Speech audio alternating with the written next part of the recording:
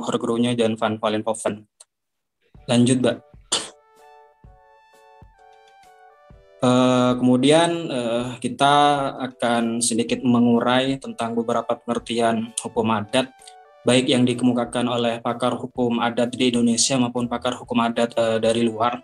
Pertama, menurut Prof. Suryono Sukamto, beliau mengatakan bahwa hukum adat itu adalah merupakan hukum kebiasaan yang memiliki akibat hukum atau sanksi, sehingga ketika kita merujuk pada definisi dari Prof. Suryono Sukamto, seakan kita ditarik kepada asal muasal kata adat itu sendiri yang diambil dari bahasa Arab, yaitu al-adah. Bahkan dalam satu karya misalkan yaitu Idahul Qawaidil Fiqhiyah karya Syekh Abdullah bin Said Al-Hadrami, itu ada satu kaidah, kalau tidak salah kaidah yang kelima, bahwa al-adatu muhakkamah, bahwa kebiasaan yang terus-menerus dilakukan secara simultan, secara diwariskan dari satu generasi ke generasi yang lain, itu akan akan memiliki kekuatan hukum yang mengikat. Kemudian menurut Prof. Hazaiddin Harahap, jadi beliau itu selain dikenal sebagai salah satu pakar hukum adat yang pernah dimiliki oleh Indonesia, Prof. Hazaiddin ini pernah menjabat sebagai Menteri dalam Kabinet Ali Sostro Amijoyo ke-1. Jadi menurut Prof. Hazaiddin mengatakan bahwa hukum adat merupakan serapan kesusilaan yang kebenaran diakui oleh masyarakat. Jadi pertama diakui oleh masyarakat, kemudian ditaati dan memiliki sanksi hukum. Yang terakhir dari pakar hukum di Indonesia, saya kutip dari Prof. Dr. Supomo. Beliau salah satu arsitek daripada lahirnya Undang-Undang Dasar 1945 dan kita kenal sebagai Menteri Kehakiman pertama Republik ini. Menurut beliau, menurut Prof. Supomo, hukum adat adalah aturan atau hukum yang tidak tertulis di dalam peraturan, tidak meliputi peraturan-peraturan hidup yang meskipun tidak ditetapkan oleh yang berwajib, tetapi ditaati dan didukung oleh rakyat Indonesia atas keyakinannya bahwa peraturan-peraturan tersebut mempunyai kedaulatan hukum. Jadi ketiga pengertian ini secara simplifistik atau secara sederhana dapat kita tarik bahwa hukum adat itu meskipun tidak tertulis karena sifatnya yang ius non scriptum, tidak dikodifikasi, tetapi oleh masyarakat itu senantiasa dipatuhi dan tetap eksis sampai hari ini. Kemudian kalau kita mengacu pada literatur luar misalkan, karena dalam salah satu buku yang ditulis oleh Peter Krauss yang berjudul Comparative Law, itu perbandingan hukum, di sana selain beliau mengemukakan beberapa hukum besar di dunia yang dianut oleh mayoritas negara seperti civil law, common law, socialist law, dalam buku tersebut juga ada beliau menyertakan hukum adat seperti negara Jepang dan Cina. Nah, makanya di sini saya mengutip salah satu pendapat dari pakar hukum adat Jepang yang mengatakan bahwa hukum adat itu adalah hukum yang dari pemikiran yang halus. Pendapat ini tercantum dalam buku Japanese Way of Legal Thinking. Mungkin saya masih belum punya juga dan semoga nanti bisa mengkoleksinya. Kemudian menurut Van Vollenhoven, satu yang tadi Bapak Hukum Adat di Indonesia, beliau mengatakan bahwa hukum adat ini adalah hukum yang asli, hukum asli, yaitu hukum yang tidak bersumber pada peraturan perundang-undangan yang dibuat oleh pemerintahan Hindia Belanda atau alat kekuasaan lainnya.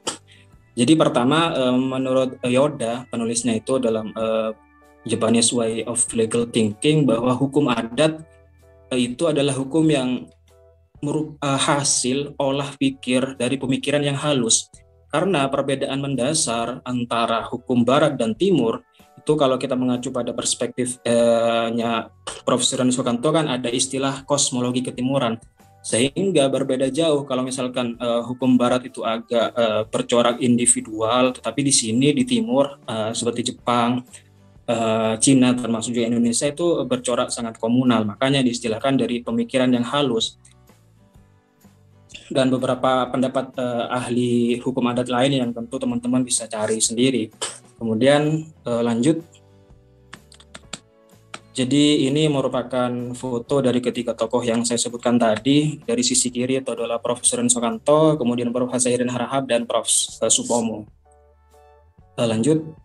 Kemudian hukum adat itu juga merupakan juga ada atau terdapat dalam Undang-Undang Dasar 1945, yaitu artinya dia adalah merupakan amanah dari konstitusi, sebagaimana dalam pasal 18B ayat 2 yang menyatakan bahwa negara mengakui dan menghormati kesatuan hukum masyarakat adat beserta hak-hak tradisionalnya sepanjang masih hidup dan sesuai dengan perkembangan masyarakat dan prinsip negara kesatuan Republik Indonesia. Meskipun pada perkembangannya pasal 18B ayat 2 ini kemudian melahirkan banyak sekali undang-undang turunan seperti halnya undang-undang kehutanan, undang-undang desa, dan beberapa undang-undang yang lain, tetapi bahwa dalam Konstitusi Republik Indonesia menyatakan bahwa ia akan menjadi pelindung, bahkan akan menjamin terhadap eksistensi hukum adat di Indonesia. Jadi itu poinnya. Kemudian lanjut.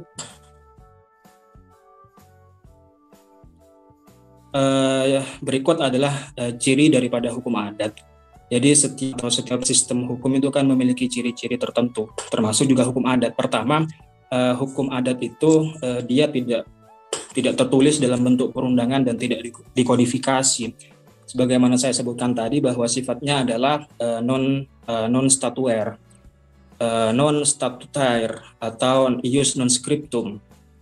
Jadi memang sangat sulit melacak secara pasti keberadaan daripada hukum adat, meskipun di beberapa suku di Indonesia itu ada hukum adat yang tertulis.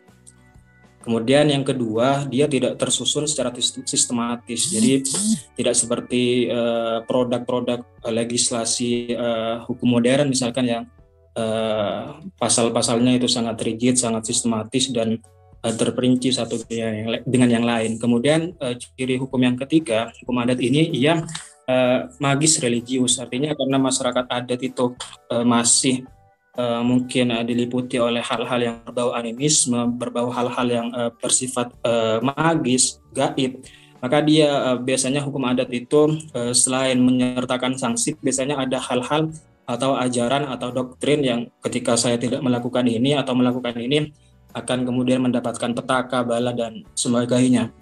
Kemudian ciri hukum adat selanjutnya itu bersifat komunal atau kemasyarakatan.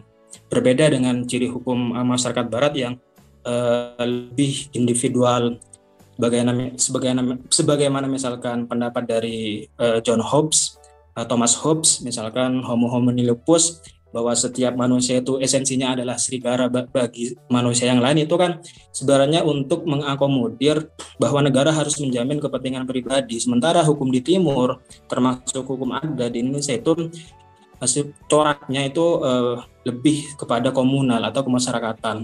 Kemudian selanjutnya heteronom atau hanya berlaku pada daerahnya saja.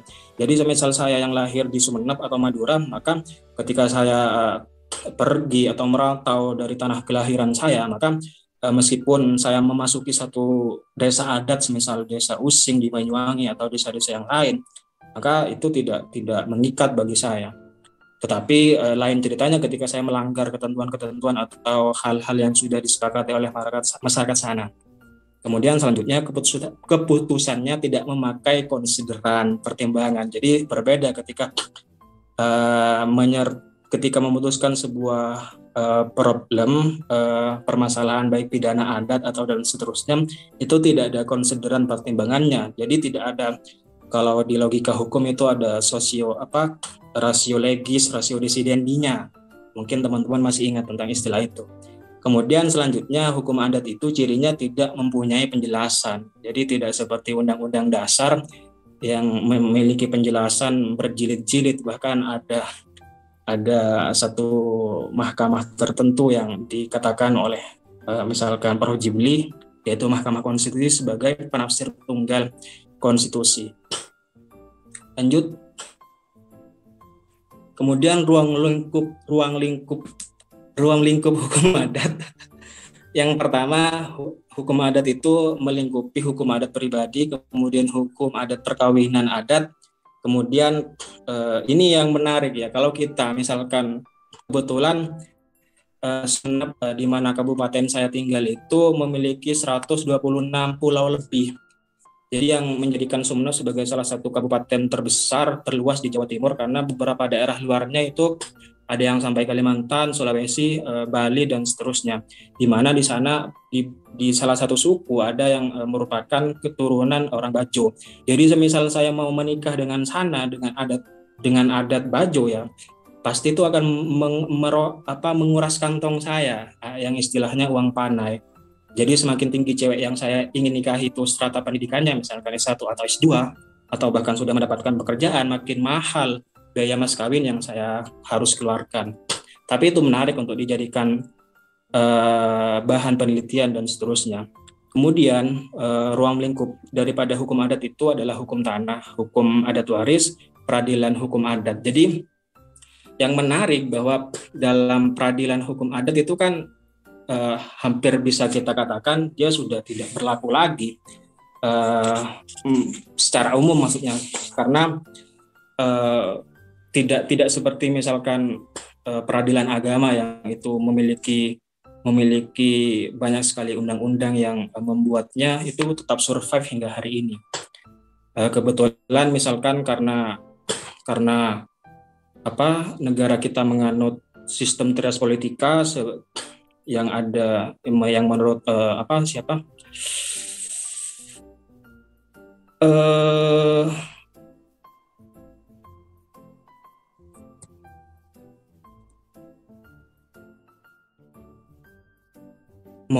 apakah dapat, mohon maaf suara saya apakah dapat didengar? Bisa Mas. Tadi agak trouble sedikit. Oke, langsung saja. Jadi intinya bahwa praktik daripada peradilan hukum adat itu sudah sangat jarang sekali. Tapi di beberapa daerah seperti misalkan di Sulawesi Tengah, yakni di Desa Pagimana, Kecamatan Lubanggai, itu masih ada putusan-putusan adat, khususnya ketika misalkan seseorang remaja itu melakukan tindakan asusila, yang mana ketika ditemukan oleh masyarakat sana kemudian akan diarak berkeliling desa dengan menggunakan bendera yang katanya itu adalah ula-ula, kemudian diharuskan membayar sanksi, dan yang paling ngeri, yang paling terakhir itu bisa dibuang atau diasingkan. Tapi secara umum peradilan hukum adat itu sudah bisa kita katakan itu sudah sangat jarang sekali. Pidana sanksi adat. Lanjut.